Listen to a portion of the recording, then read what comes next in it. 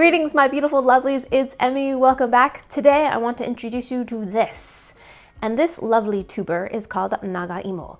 Now it is very closely related to Yamaimo, which I ate a lot of when I was living in Japan, and that is a mountain potato. Now Nagaimo is what I found here in the States. I live in Rhode Island, and at my local Asian market I found this and I was super excited because both Nagaimo and Yamaimo, when you grate them, it forms this beautiful, stretchy, sticky, slimy stuff that you can pour on top of noodles or on top of rice, and you eat it with a raw egg, and it's absolutely delicious. That texture of sliminess is really valued in Japanese cookery, and I absolutely adore it. And if you've ever had natto, you know exactly what I'm talking about. It's a wonderful texture. A lot of Westerners have a hard time with it because it's kind of mucilaginous, kind of boogery. So today I'm going to show you how to prepare the Nagaimo, and then I'm going to show you how you apply it in a specific dish called Tororo Soba. So I found this recipe from the Japan Times, and I will put a link down below to the original article if you're interested.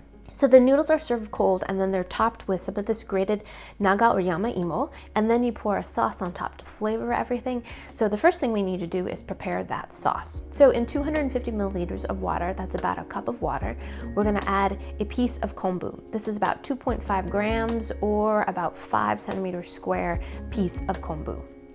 We're gonna add that to our water and allow it to rehydrate for at least 3 hours. So once it's rehydrated, we're going to bring that to a boil, and then we're going to remove the seaweed. Now to this hot liquid, we're going to add katsuobushi, which is grated bonito, which is really finely shaved smoked bonito. It's a type of skipjack tuna, which adds a ton of smoky, lovely fish flavor to the broth. Next, we're going to add 1.5 tablespoons of soy sauce, 1.5 tablespoons of mirin, which is a seasoned rice wine, and a half teaspoon of sugar.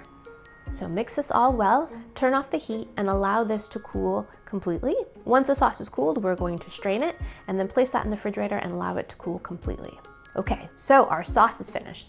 Now we need to prepare our soba noodles. In a large pot of boiling water, we're going to put in our soba noodles and boil them for 2 to 3 minutes until they're tender but not mushy. Then we're going to drain them and then rinse under lots of cold water. And then to improve the texture, we're going to pour the drained noodles into an ice water bath. Then we're going to drain them, and this process is supposed to firm up the texture of the noodles so they're nice and bouncy and firm. So now we're ready to prepare our nagaimo. So what I like to do is I like to peel the skin off about the first couple inches of the tuber. And that way when I grate it, it's nice and white. And this is a surabashi, and it's just a bowl that has been made with these little ridges inside of it. And it's a grater. Then we just take this, and now we rub this inside the surabashi, and it creates this really great slime. You definitely don't need one of these. You can simply use the fine part of a box grater or a microplane to achieve the kind of grated slimeness. But look at that, isn't that great? It's so slimy, I love it. I almost forgot to mention the differences between Yamaimo and Nagaimo. Mostly it's textural. So Yamaimo tends to be a little bit pastier, while Nagaimo tends to be a little bit looser and kind of stretchier. But in terms of flavor, both of them have very little flavor whatsoever. It's all about texture. So they can kind of be used interchangeably. This is also sometimes used in okonomiyaki. If you've ever had that great cabbage pancake, it's served oftentimes in Osaka. I actually have an old recipe. I'll put the link to that up above. This is sometimes used in the batter to create kind of a chewier pancake. Delicious. Okay, back to the grating. So we're gonna keep grating this until we get a nice pile. So wonderful, I love this stuff. Because I know I'm going to get lots of questions about this, in Japan there are very high standards for eggs. They are often consumed raw for breakfast on top of rice and noodle dishes. And if you're not comfortable eating raw eggs, then by all means omit this from your recipe. So here's an egg that came out of my hen house this morning. I'm going to tap this here. I'm going to grab my egg yolk. Save that egg white for later. Oh, look how beautiful that is. I'm gonna go wash my hands.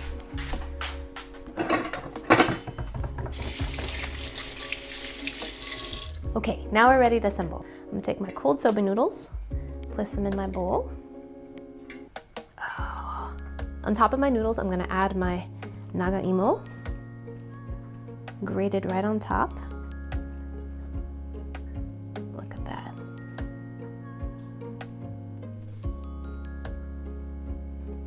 So great. Look at that. Now I'm going to place my egg yolk. Oh, that's so beautiful. It's so sunny. Oh, I love it. It's so cheery. Put the green onion on the side actually, so I can show off my beautiful egg yolk. Now we're going to add some shredded nori on top. I'm using the back of my chopsticks because the other side are wet and it's sticking. Oh, how beautiful are you?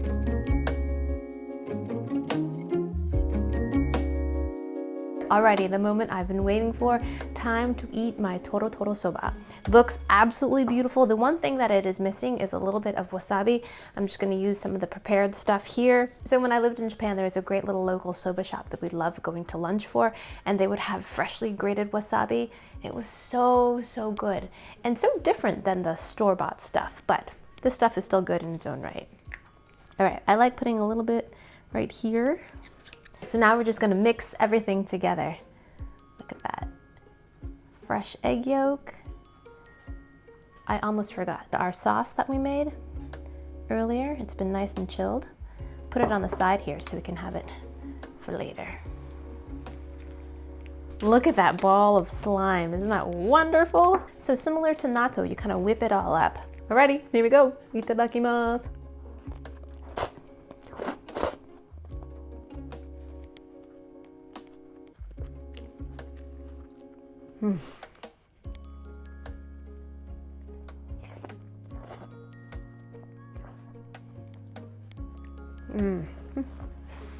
So sublimely good.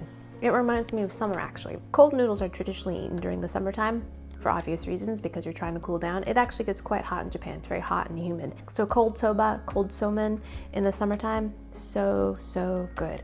This is absolutely fantastically delicious. The sauce we made is full of that smoky bonito flavor, which tastes of the ocean. It's a little bit sweet and salty and smoky. So good. And then we've got the wonderful textures of both the egg yolk and the Nagaimo, which is slimy and kind of thick and saucy and just delectable in your mouth. So much fun.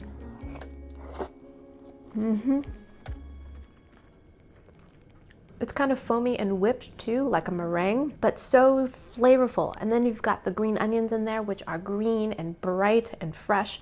And then a little bit of that shredded seaweed in there, which echoes the flavors in the sauce. Just delicious. And of course you've got the wasabi, which gives a little bit of a spicy kick. Fantastic. So good. And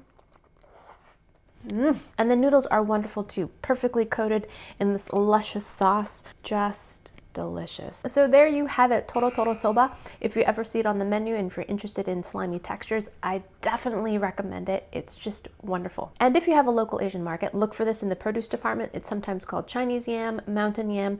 Both in Japanese and Chinese culture, it's considered healthy. It has lots of soluble fiber, and it's got this delicious slimy texture. So yeah, try it out for yourself.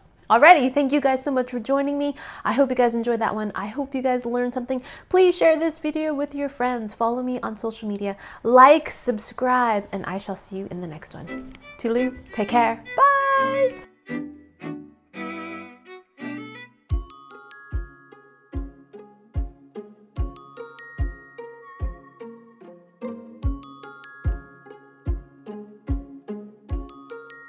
Toodaloo, take care, bye!